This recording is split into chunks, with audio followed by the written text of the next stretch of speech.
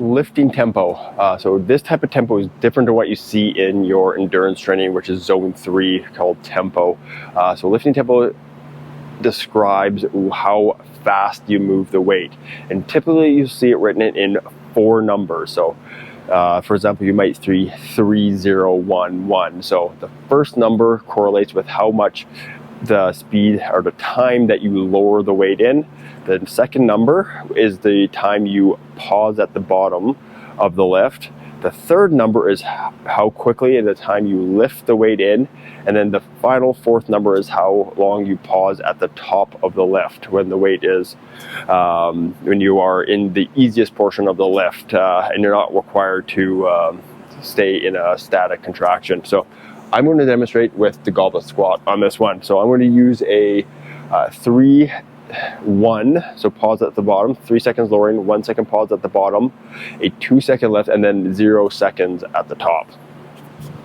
Starting here, 1, 2, 3, 1 second pause, 1, 2, 0 pause, 1, 2, 3, 1 second pause, 1, 2, no pause. So there you have it, and you see in the programs it switches up based on the goal of the program, the type, the distance of range of motion in the lift, and ultimately try to follow it as best you can to get the desired effects out of your program.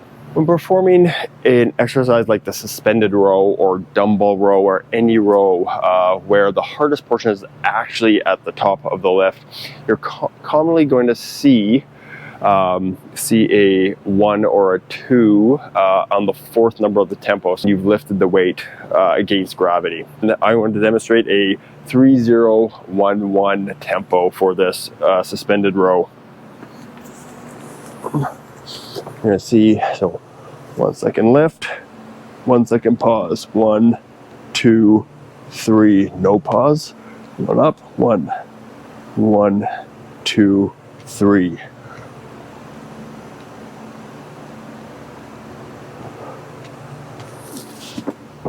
So there you have it.